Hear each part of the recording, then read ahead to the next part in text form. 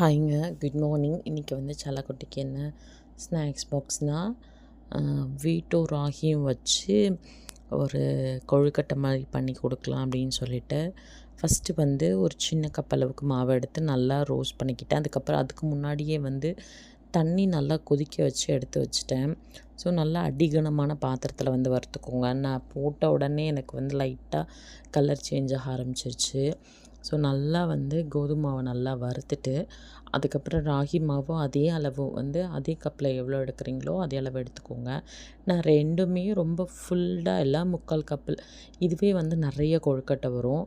So ஸ்வீட்டுக்கு எப்போவுமே வந்து உப்பு கொஞ்சம் ஆட் பண்ணால் தான் ஸ்வீட் வந்து நல்லாயிருக்கும். கொஞ்சமாக ஆட் பண்ணிக்கோங்க. இன்றைக்கி வந்து நான் நாட்டு சர்க்கரை தான் சேர்க்க போகிறேன். நாட்டு சர்க்கரை இது கூட சுக்கு ஏலக்காய் கூட சேர்த்துக்கலாம். நாட்டு சர்க்கரை போட்டு நல்லா ஆட் பண்ணிவிட்டு அந்த கொதிக்க வச்சுருக்கோம் இல்லைங்களா, அந்த தண்ணியை கொஞ்சம் கொஞ்சமாக தெளித்து கொஞ்சம் கொஞ்சமாக ஊற்றி நீங்கள் வந்து மிக்ஸ் பண்ணணும்.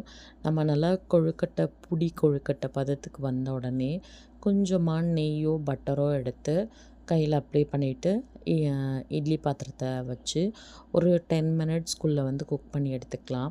ஸோ அவள் சாப்பிட்றது ஒரு 3 பீஸாக தான் இருக்கும். ஸோ மார்னிங் வந்து ஒரு 2 பீஸ் சாப்பிடுவான்னு சொல்லிட்டு தான் 4 பீஸாக எக்ஸ்ட்ரா வச்சேன். ரொம்பவே நல்லா இருந்துச்சு. ஆனால் டேஸ்ட் மட்டும் ஸ்வீட் வந்து நான் கம்மி பண்ணிக்கிட்டேன். அதனால் ஸ்வீட் மட்டும் கம்மியாக இருந்தது. பட் வந்து ரொம்ப நேரம் ஆனாலும் ரொம்ப ரப்பர் மாதிரிலாம் ஆகலை. ஏன்னா நம்ம நல்லா வறுத்துட்டு அதுக்கப்புறம் பண்ணதுனால ரொம்ப ரப்பர் மாதிரி ஆகலை, நல்லாவே இருந்துச்சு. ஸோ பாப்பாவும் கொஞ்சம் சாப்பிட்டா. அண்டு இன்றைக்கி மதியம் லன்ச் வந்து தயிர் சாதம், பீட்ரூட்டும் எக்கும் சிம்பிளாக முடிஞ்சு.